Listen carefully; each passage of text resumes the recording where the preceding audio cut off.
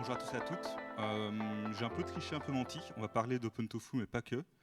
On va voir ça à mesure de la présentation. Donc déjà, pour me présenter, je suis Julien Vandenbroek, ingénieur automatisation chez Dalibo. Je suis développeur Python et de façon un peu plus junior Golang de solutions d'automatisation pour PG. Je suis membre de Dalibo depuis septembre 2019 et autrefois admin 6. Donc je ne suis pas DBA, je ne suis pas développeur et je suis peut-être un peu plus admin 6, je ne sais pas trop, c'est pas très important. Donc on va parler d'OpenTofu, on va voir exactement ce que c'est et ce que ça permet de faire de façon assez brève, ça va vraiment être une petite introduction. Je ne sais pas s'il y a des gens qui utilisent OpenTofu ou Terraform au quotidien ou qui connaissent bien OpenTofu. Est-ce que c'est le cas? Non, ça parle à quelqu'un? Personne? Levez la Ouais, main, deux, ouais. trois personnes. On va pas trop rentrer dans les détails d'OpenTofu, on va juste montrer comment ça peut être utilisé pour déployer des objets dans PostgreSQL, mais aussi pour gérer une ou des instances depuis zéro.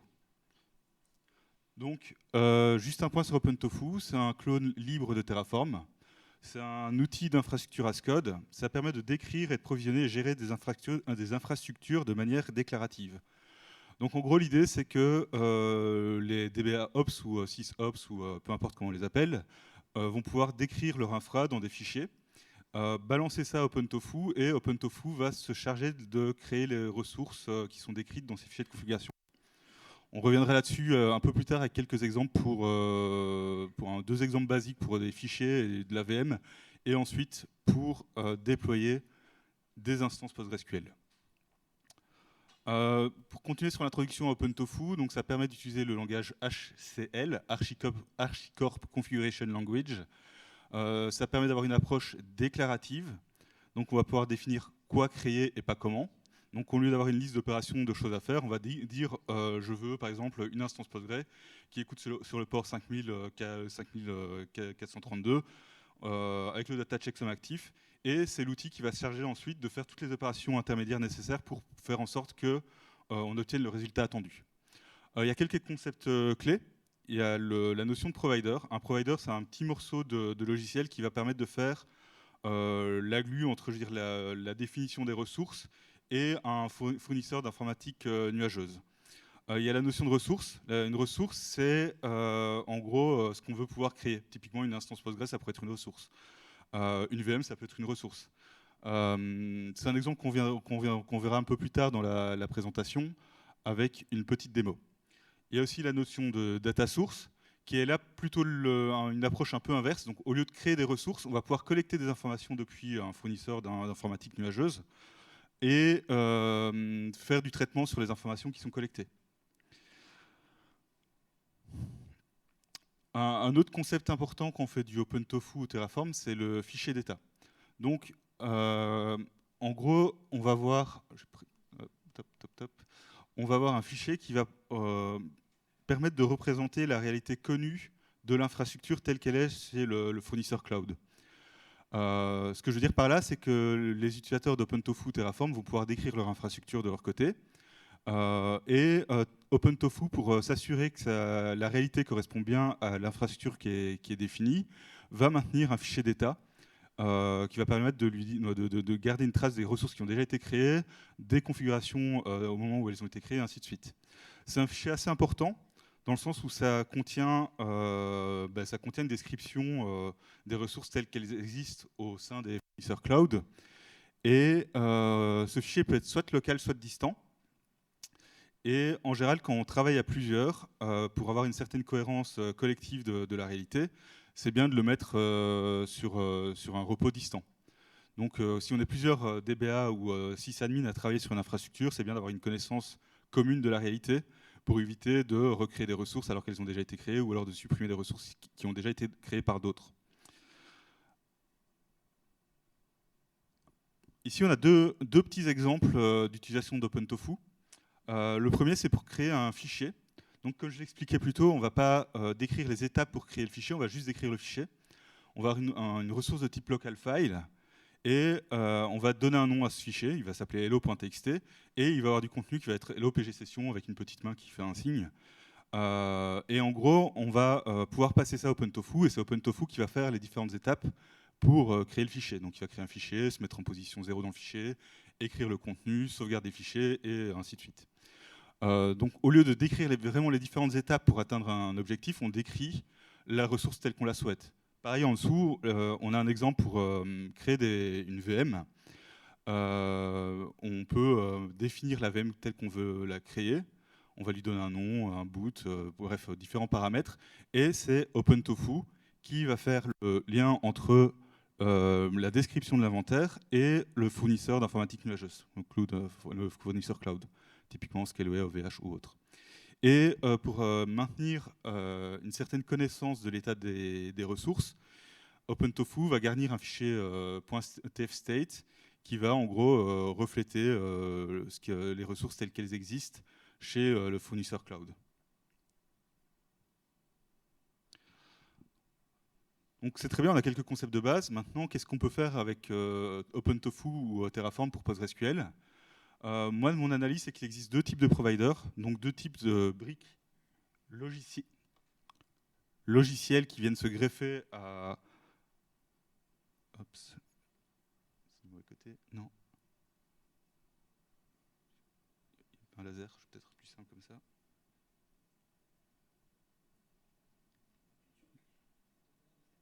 Il n'y a pas de laser. Là. Donc, il y a différents providers qui viennent se greffer au-dessus de OpenTofu pour pouvoir s'adapter à différents cas d'usage. Ici, typiquement, on a un provider PostgreSQL qui va permettre de définir des ressources de type PostgreSQL et créer chez un fournisseur cloud ou de par ailleurs des ressources qui sont liées à PostgreSQL. Donc, comme je disais, pour PostgreSQL, il y a deux types de fournisseurs qui existent. Un premier type de fournisseur, c'est pour gérer des objets dans une instance, typiquement des bases de données, des rôles, des privilèges, et ainsi de suite. Et un deuxième type de fournisseur, de provider, qui permet de gérer des instances depuis zéro. Typiquement, si vous utilisez Scaleway, OVH, AWS, tous ces fournisseurs qui fournissent du PaaS, ben vous allez avoir en général des fournisseurs pour pouvoir créer des ressources PostgreSQL chez ces fournisseurs. Je vous propose d'aborder le premier type de fournisseur donc pour créer des objets au sein d'une instance. Et on va se pencher sur un cas en particulier qui est un peu le prototype ou le canon, le fournisseur, je veux dire, le plus utilisé aujourd'hui, qui s'appelle simplement Terraform Provider PostgreSQL, qui est actuellement développé et initié par Cyril Gaudin, qui a 500 étoiles sur GitHub, c'est un indicateur comme un autre, 28 publications, 120 contributeurs, 268 forks et qui est actif depuis plus de 5 ans.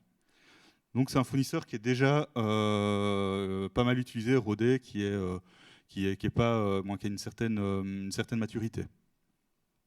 Ce fournisseur, il permet de créer toute une série de types d'objets, des databases, des default privilèges, des extensions, des fonctions, de grande T des privilèges, bref, toute une série de choses, mais aussi de collecter des informations sur des instances PostgreSQL qui tournent.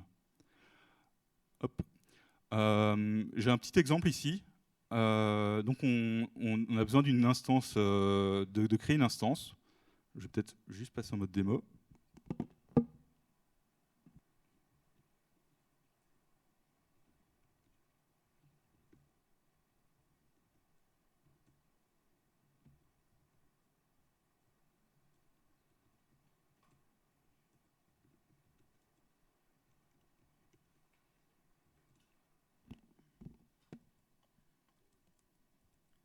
Ici, on a un fichier qui va décrire différentes choses, qui va décrire des databases, mais aussi des rôles.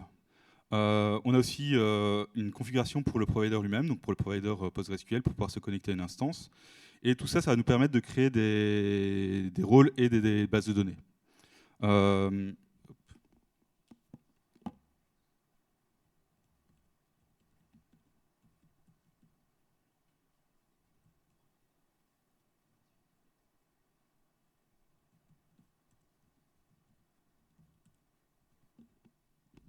Donc là, j'ai une instance qui tourne, qui est vide, qui vient d'être initialisée.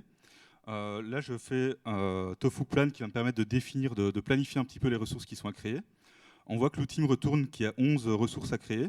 Donc c'est 10 bases de données et un rôle. Et si je fais un apply,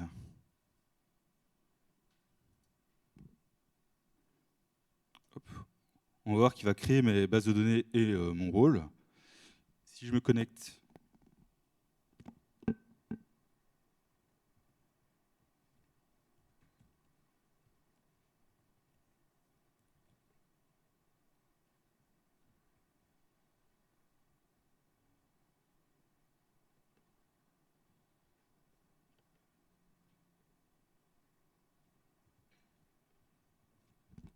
plutôt si je liste les rôles de mon instance, ou en tout cas si je regarde s'il y a un rôle qui existe pour mon instance, on va voir que normalement ça a été créé et initialisé comme on l'a défini dans notre fichier TF. Maintenant, si je vais à réappliquer la configuration qui est définie dans le fichier TF, il va me dire qu'il n'y a rien à faire puisque les ressources ont déjà été créées. Si je reviens à ma présentation,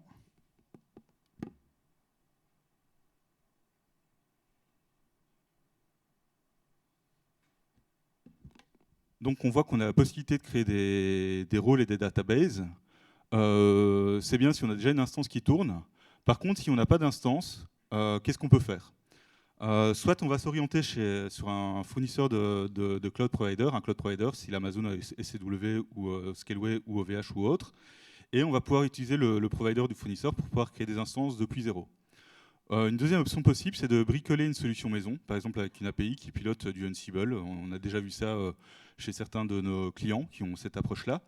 Ou alors une autre orientation qui est celle qu'on a prise chez Dalibo, c'est de réutiliser PGLift, qui est notre solution d'industrialisation, pour pouvoir exposer une API qui est pilotable avec OpenTofu.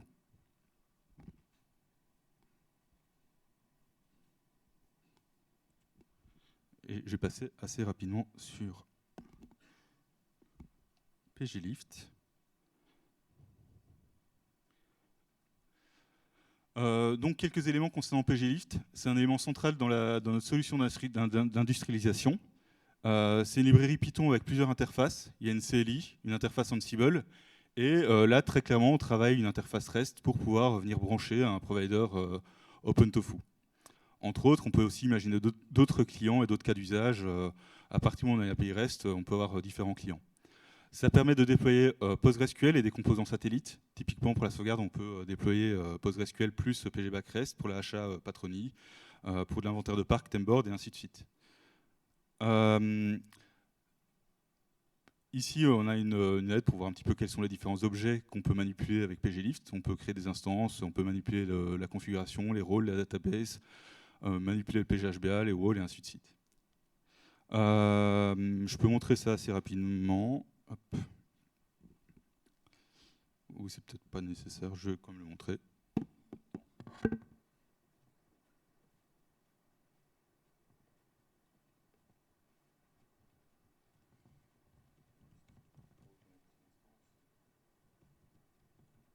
Je sais pas si tu veux nous montrer ton terminal, mais on le voit pas là.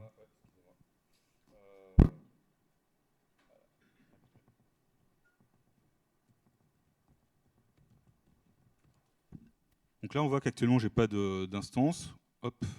On a déjà vu ce type de manipulation juste avant, mais on peut le refaire, c'est pas très grave. Hop.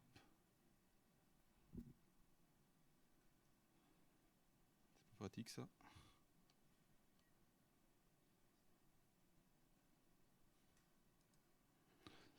Donc là, on va créer une instance avec un password pour le rôle Postgres. Et surtout, on va configurer du backup de base pour cette instance-là avec PGBack REST.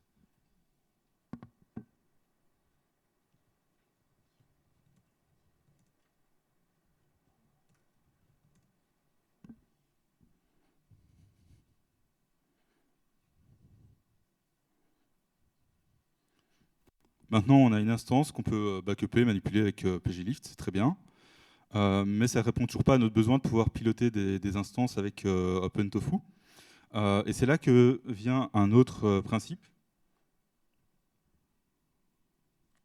qui va être la définition d'une API pour pouvoir utiliser OpenTofu pour contrôler nos instances. Donc là, c'est l'interface Ansible, on ne va pas rentrer dedans, mais en gros, on peut réutiliser la même nomenclature pour définir des instances. On a une API qui reprend à peu près les mêmes principes. En fait, il y a un modèle unique derrière qui permet de piloter la création des ressources. Donc en gros, tout ce qu'on va pouvoir définir dans l'interface CLI ou dans l'interface Ansible, on va pouvoir aussi le définir à travers l'API REST qu'on va pouvoir utiliser pour OpenTofu.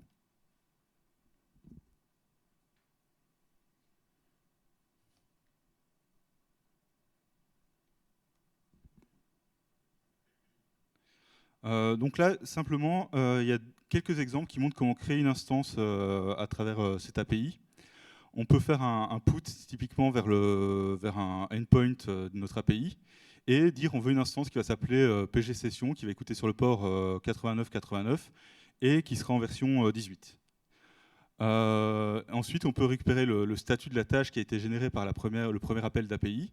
Et au final, on va voir qu'on a bien une instance qui s'appelle instance PG Session qui sera en version 18. Je pense que je peux faire une petite démo rapide. On a un peu de temps.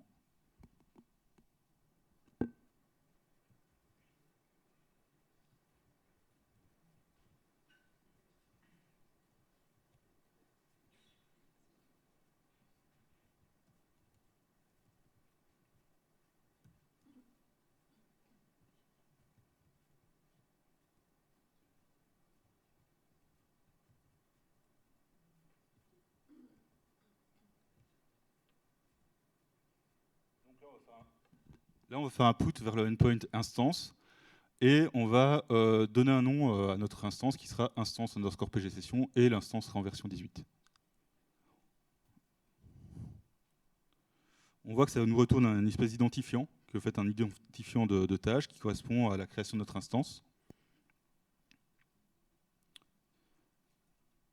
On peut consulter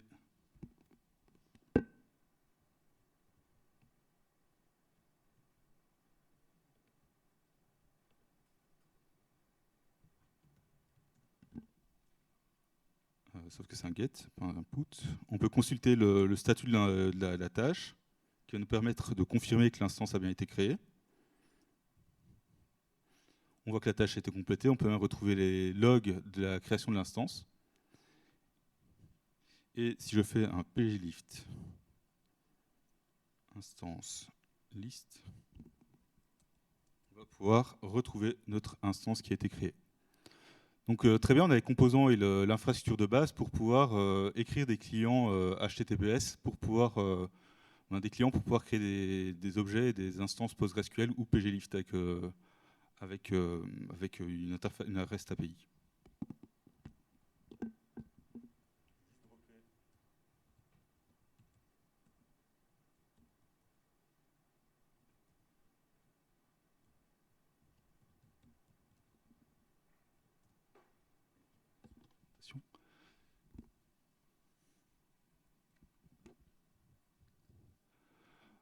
Pareil, on peut aussi modifier, il y a toute une série d'opérations qui sont réalisables à travers cette API REST.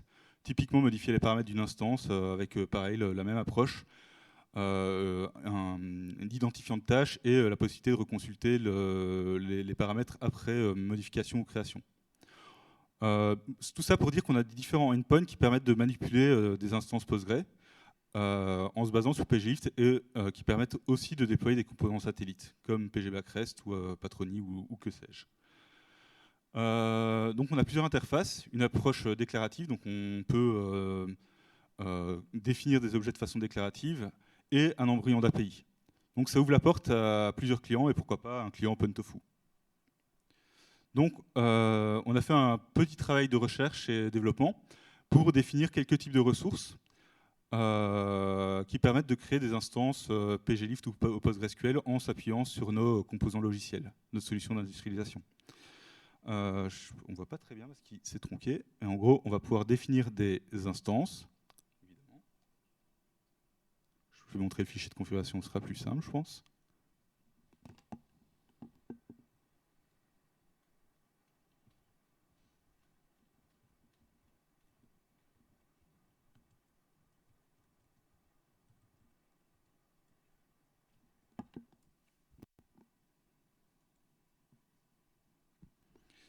Donc on va pouvoir définir des instances de type pglift instance, des ressources de type pglift instance. Là, on va en créer deux. On a un count, ça c'est des spécificités du langage HCL. On va pouvoir créer deux instances. On va leur donner le nom prod 00 et prod 01, en fait, en se basant sur l'index de l'instance, sur l'index du count de l'Archicorp.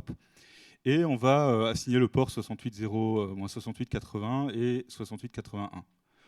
On va définir qu'on va utiliser Postgre en version 18 Et sur ces instances, on va, bon là ça n'a pas beaucoup de sens puisque normalement le data checksum est déjà actif par défaut, mais on va activer le data checksum par défaut.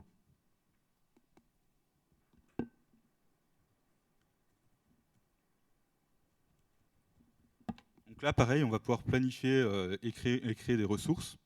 Les actions de planification et de création vont faire deux choses. Ça va utiliser l'API de pglist pour voir si ces ressources existent déjà et si leur état correspond déjà à l'état souhaité par l'utilisateur, donc par l'état qui est défini dans le fichier instance.tf. Là, comme ce n'est pas le cas, puisque ces instances n'existent pas, on nous signale qu'il y a 3 instances qui vont être ajoutées, 3 objets qui vont être ajoutés, donc 2 instances et une base de données.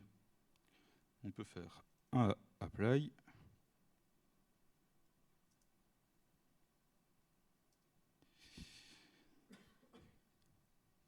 Et on va pouvoir observer que nos instances sont bien présentes.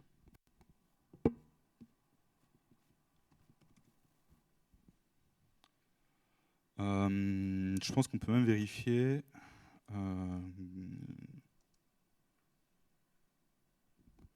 ceci. Non, sauf que dans la version 18. Donc on va pouvoir vérifier que notre base MyPrettyDB, telle qu'on l'avait définie dans le fichier instance.tf, existe bien. On l'avait défini juste plus haut, ici. C'est pas très lisible, désolé. Je ne sais pas si je peux faire ça.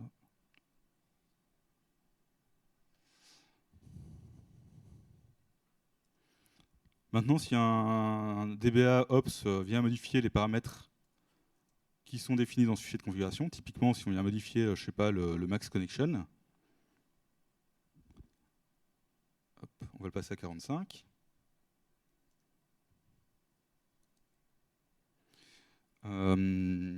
Terraform, par l'utilisation de Terraform et par son côté un peu magique, va détecter qu'il y a eu un changement au niveau de l'état souhaité, en se basant sur le fichier tfstate, et en se basant aussi sur l'état des ressources telles qu'elles existent au sein de notre service pglift.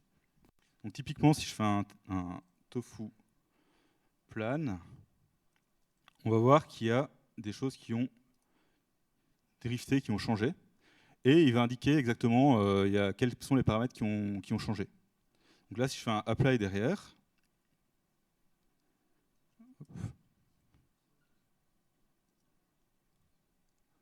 et que je me connecte à mon instance, si je fais un show du max connection, on va voir qu'il a la valeur qu'on a demandée. Et pareil, si on remodifie dans l'autre sens,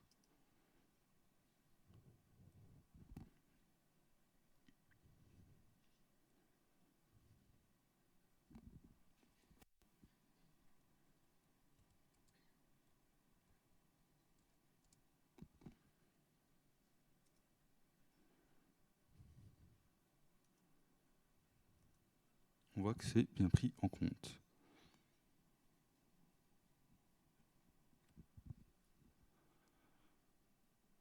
On l'a fait ça. On l'a fait à l'instant. Et pareil, si on veut détruire les ressources qu'on a fini de bosser, on peut aussi faire simplement un Terraform destroy. Non, tofu destroy, excusez-moi. Déformation. On n'a pas ton terminal là. Ah, excusez-moi. Je recommence alors. Je recommence. Donc là, il va me détecter qu'il y a des choses à détruire et on va pouvoir détruire nos instances.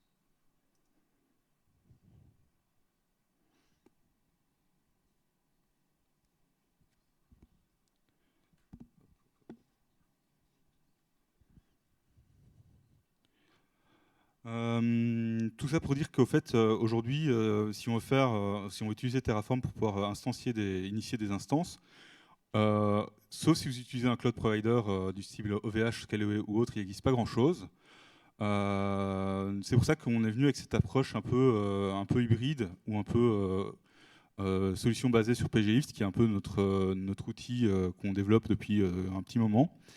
pour pouvoir créer et gérer des instances avec OpenTofu ou Ansible, ou à travers une CLI de façon assez uniforme pour des instances qui sont hébergées chez vous. Il faut savoir que le projet PGLift et le provider pour PGLift qu'on est en train de développer sont dispo librement et accessibles sur gitlab.com. J'ai fini. Je ne sais pas s'il y a des questions. Je peux peut-être être un peu vite, je peux revenir sur certains détails s'il faut. Ouais.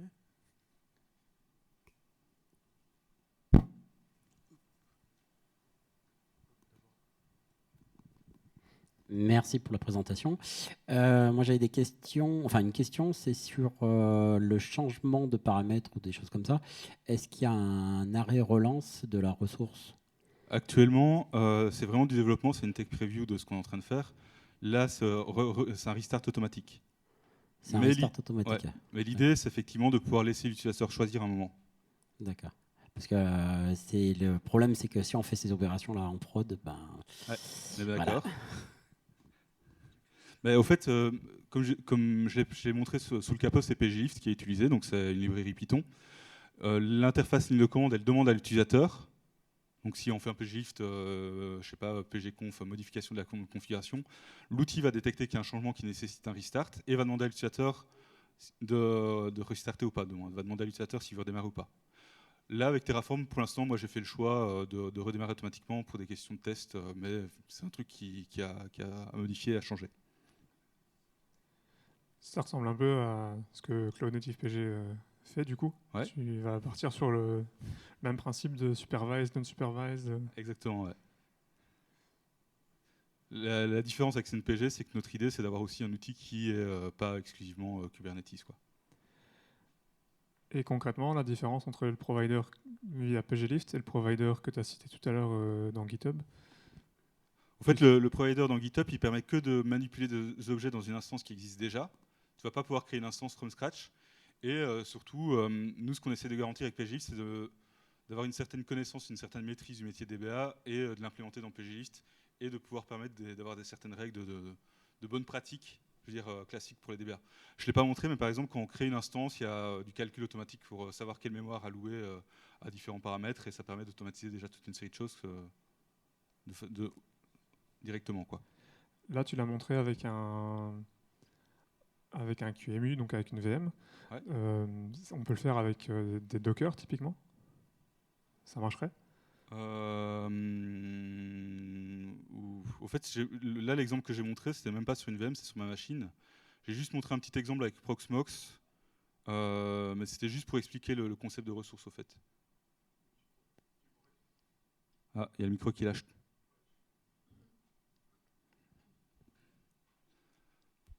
Pour répondre à ta question, est-ce qu'on pourrait le faire avec Docker? Rien ne t'empêcherait d'avoir un service PGLift qui tourne dans une instance Docker.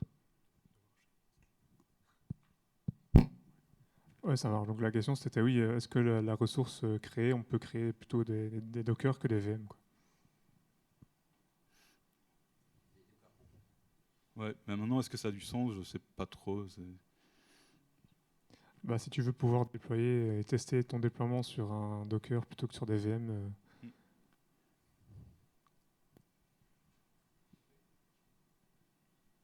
Est-ce qu'il y a d'autres questions? Ouais. Est-ce qu'on a d'autres questions pour Julien? Non? Eh ben écoute, merci Julien. De rien.